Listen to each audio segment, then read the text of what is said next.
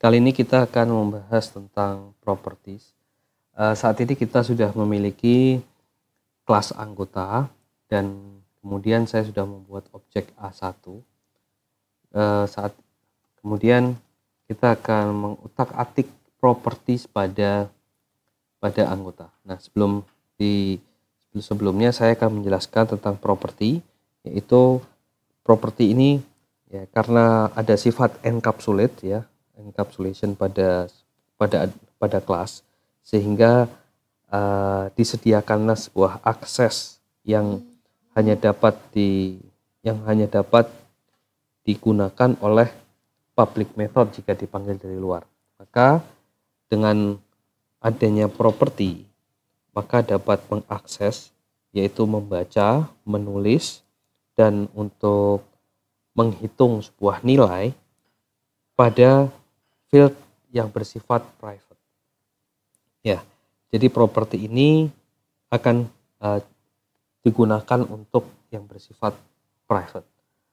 Nah, kemudian biasa disebut dengan aksesor ya. Properti itu biasa disebut dengan aksesor.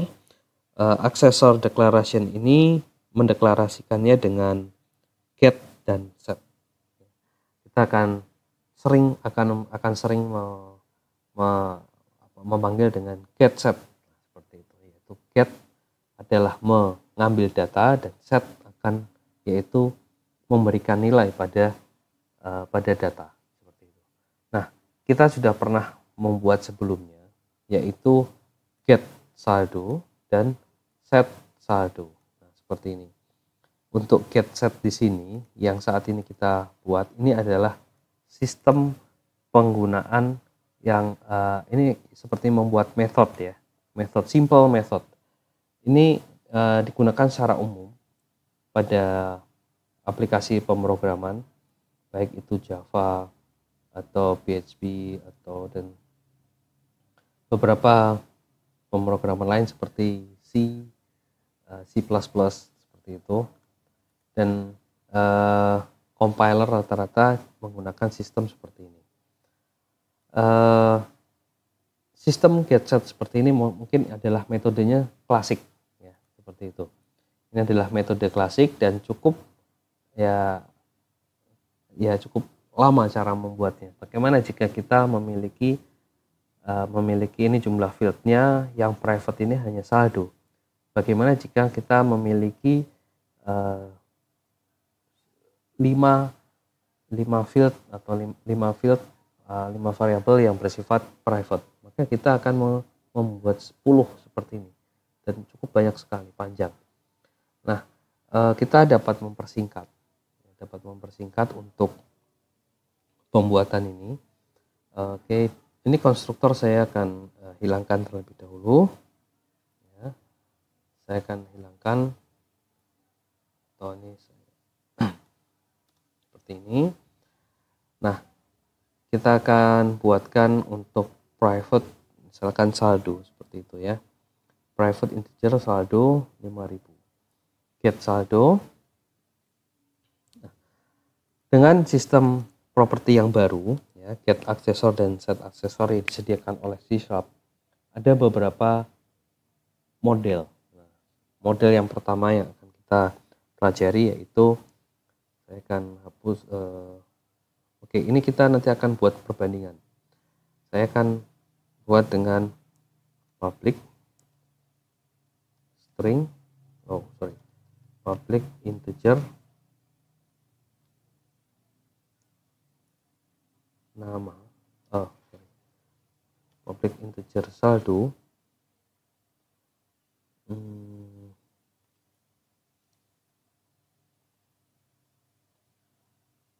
Saya akan hapus saja lah.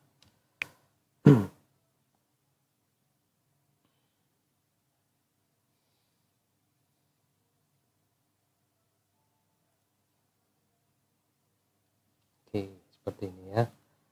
Ini private integer saldo, kemudian saya membuat public integer saldo. Nah, di sini saya membuat get set, yaitu dengan get dengan return, ya. Returnnya apa? Pengembalian nilainya adalah saldo, seperti ini. Kemudian membuat set, memberikan nilai name, dengan nama saldo sama dengan value. Kita akan memberikan nilai. Nah, ini adalah sistemnya. Oke, cukup satu kali metode ya. Kita membuat adalah get set, return saldo dan set untuk saldonya. Nah, bagaimana cara penggunaan? Jadi ini ya, kita memiliki suatu field. Ini adalah field-fieldnya, field nama, field umur, dan field saldo. Ini kenapa? Kalau ya bisa, cuman tetapi di sini harus dibedakan antara besar dan kecilnya. Ya, seperti itu. Ya, biasanya huruf untuk field itu kecil sehingga kemudian dibuatkan konstruktor, dibuatkan propertiesnya, dibuatkan properties get setnya dengan huruf besar di depannya. Ya, karena dia bersifat public, maka dia ini huruf besar. Jika private, maka kita buat kecil, seperti itu. Ini adalah cara penulisan untuk mempermudah cara membaca bagi programmer lain, seperti itu. Ini standarnya, seperti itu. Kemudian value di sini adalah special keyword ya, keyword yang spesial yang akan mempresentasikan nilai yang diberikan kepada properti. Dia akan menggunakan set aksesor ya, sehingga nama dari properti itu dapat atau saldo dari properti itu dapat diberikan nilai dari nilai value-nya itu, berapapun yang Anda inginkan, seperti itu ya. Oke, kita akan mencoba untuk mengakses. Kita akan mengakses dari luar. Oke, saat ini karena ini sifatnya private ya, tetapi di sini integernya adalah saldonya besar. A1, maka saat A1 dipanggil, saat saya panggil di sini ada saldo besar ya. Saldo di sini saya akan berikan nilai adalah misalkan 3.000 seperti ini ya. Ya, maka jika dijalankan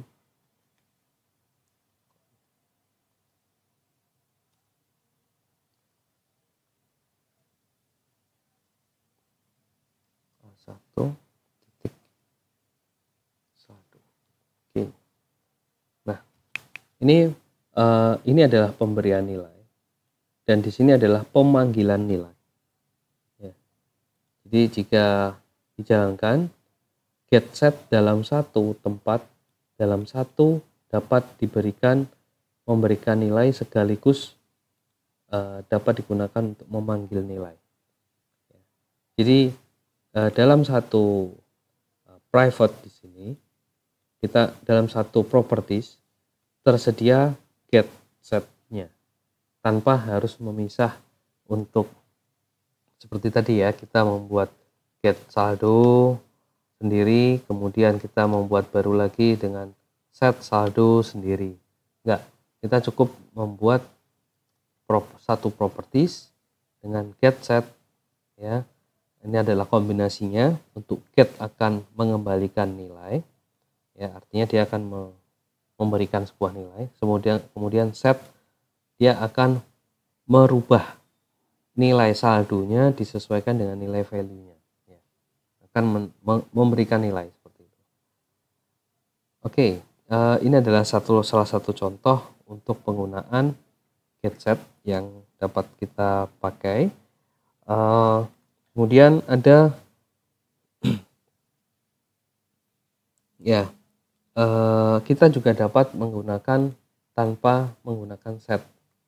Ya, ini jika tidak terdapat setnya, maka ini tidak dapat apa istilahnya, tidak dapat dirubah nilainya. Jika tidak terdapat setnya, maka nilai ini adalah salah. Ini tidak bisa pemberian sebuah nilai. Seperti ini. Maka ini akan terjadi, ini hanya dapat dipanggil saja, hanya dapat melihat, tetapi tidak dapat merubah. Artinya dia hanya dapat read tanpa melakukan write. Ya, gitu. Bisa melihat, tidak boleh dipegang. Oke. Sekarang ya sama begitu juga kalau kita balik. Kalau kita balik ya kita tidak bisa melihat isinya, tetapi hanya dapat merubah nilainya. Seperti itu. Mungkin jarang sekali digunakan. Biasanya untuk pembuatan seperti ini getset akan selalu berdampingan seperti itu. Ya, jadi dengan cara properti juga dapat digunakan. Properti sebetulnya juga bisa bersifat private, ya, juga bisa bersifat private, sehingga hanya dapat dipanggil dari dalam kelas saja.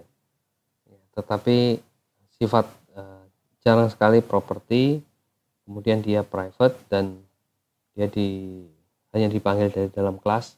Ya, oke, saya akan lanjutkan. Di sini kita juga dapat memberikan apa namanya if else, ya, memberikan option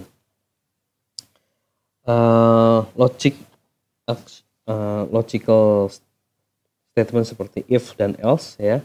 Untuk pemberian saldo di sini, misalkan saya memberikan pada saat set di sini, ya, saya memberikan nilai jika if nilai atau value-nya yang diberikan nilainya kurang dari 5.000, ya. Jika dia nilainya kurang dari 5.000, maka jika dia lebih besar dari 5.000, maka baru dapat ditampilkan. Kalau nilai uang atau returnnya itu lebih dari 5.000, maka ditampilkan. Jika kurang dari 5.000, ya, ya, maka tidak perlu ditampilkan, tetap menampilkan yang 5.000 saja. Oke, kita coba. Jika di sini A 1 titik pemberian saldo sama dengan saya kasih di sini 3.000, ya. Saya berikan nilai 3.000, maka ya, tetap menghasilkan nilai 5.000 seperti ini. Karena apa? Karena nilainya kecil, maka set ini diabaikan. Pemberian nilai ini akan diabaikan. Jika nilai saya lebih dari 5.000, ya, misalkan 6.000, ya. Nah, maka nilai 6.000 ini yang akan digunakan. Ini contoh logical, memberikan nilai atau conditional statement untuk pada saat pemberian nilai. Ini contoh penggunaannya. Jadi, tetapi kita hanya dapat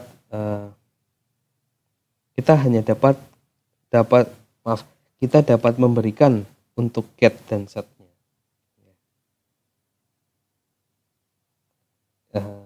Apa ya? Misalkan pada saat get, ya, jika nilainya kurang dari 5.000, maka jangan ditampilkan. Contoh di sini, misalkan jika saya akan berikan nilai jika saldo kurang dari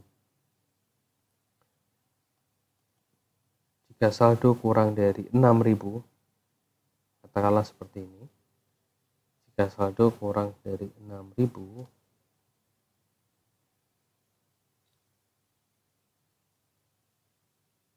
maka tampilkan.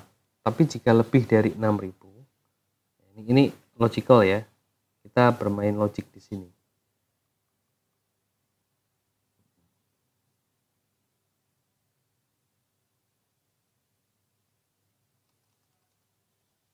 Oke, untuk get di sini ya, di sini harus return value ya. Tetapi di sini mungkin tidak bisa dipakai karena ini harus return value. Sedangkan di sini mungkin yang hanya dapat digunakan adalah getnya saja, hanya returnnya saja atau setnya saja. Maaf. Oke, silahkan untuk mencoba menggunakan bagaimana mengakses get set di sini. Oke, ini adalah langkah yang ini adalah salah satu metode ya, Dan ada satu lagi metode yang lebih singkat. Ya, mungkin ini lebih singkat dan caranya mungkin lebih cepat ya, cara pembuatannya. Oke, di sini saya akan langsung menghapus ke bagian saldo di sini. Coba diperhatikan bahwa saldo di sini saya akan memindahkan saldo pada logical, saldo pada property, kemudian saya pindahkan pada field. Saya akan hapus, saya masukkan sini saldo besar ya. Kemudian tidak pakai sama dengan, langsung saya berikan di sini adalah get dan set. Nah, ini adalah sistem atau pemberian nilai. Nah, kalau Anda lihat, ini sama sistem seperti ini. Jadi pada intinya ada 3 cara. Tadi cara yang klasik kita sudah mencoba. Anda dapat back sedikit ke awal-awal kelas, kemudian juga dapat melihat di tengah-tengah kelas, yaitu di tengah-tengah aplikasi ya, video ini, yaitu dengan membuat get set dalam satu method. Kemudian sekarang lebih singkat lagi. Ini adalah cara yang percepatan yang lebih cepat dan sangat efektif seperti itu. Private integer saldo. Ini artinya sama seperti yang di awal-awal tadi. Jadi jika saya panggil seperti di sini, ya, maka untuk get setnya A1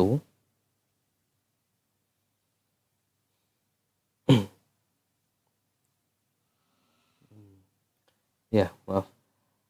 Karena di sini ya, karena kita sudah menggunakan get set dalam satu tempat, sekarang kita akan merubah private di sini menjadi public.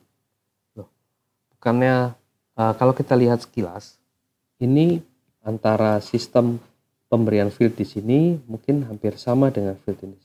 Tapi pada prinsipnya berbeda. Karena untuk public yang di sini adalah langsung dinilai nilai langsung variabelnya. Sedangkan public integer saldo kita menggunakan sistem get set. Sistem get set di sini ini hanya mempersingkat penulisan. Tapi pada intinya sama. Jika kita membuat, maaf saya buatkan contoh, misalkan di sini umur sifatnya adalah private ya. Kemudian saya membuat sistem yang pertama dengan public. Kita membuat sistem yang public integer. Karena ini private, maka saya perkecil dulu, ini jadi kecil ya. Saya jadi kecil untuk ini, kemudian di sini saya besarkan umur. Nah, kemudian sini saya panggil get return umur, set ya, get set, jangan dibalik ya. Kemudian di sini umur sama dengan value ya. Oke, ini cara seperti ini adalah cukup dijadikan satu menjadi public integer saldo dengan get set. Ini jika tulisan ini saya persingkat menjadi satu, maka akan menghasilkan, ini saya buat saya komen dulu, maka saya panggil di sini dengan public integer umur, ini get set. Ini adalah cara penggunaannya. Ya, ini cukup mempersingkat karena kita tanpa harus membuat berapa baris di sini ya. 1 2 3 4 5 6 diringkas menjadi satu ya. Mungkin kok kelihatannya sama seperti public yang pertama, tetapi sebetulnya ini berbeda. Pada intinya ini adalah seperti ini pada intinya, tapi kita menggunakan fasilitas yang disediakan oleh .NET Library untuk memudahkan dalam membuat field atau properti pada suatu kelas seperti itu. Oke, ini adalah contoh pada penggunaan properti. Kita dapat memanggil properti ya, seperti umur ya, dan saldo tadi ya. Kita juga bisa membuat untuk contoh public string nama, kita ganti dengan get set. Nah, maka sebetulnya dia bersifat private ya. Sebetulnya kalau kita buat seperti ini, dia adalah private, sehingga field tadi private, tetapi kita memiliki get dan set, sehingga akan pengaksesannya lebih aman, lebih mudah seperti itu. Kita memberikan nilai A1 saldo, memberikan nilai, kemudian sama saja ya, ini sistemnya sama saja. Kita bisa memberikan nama A1 nama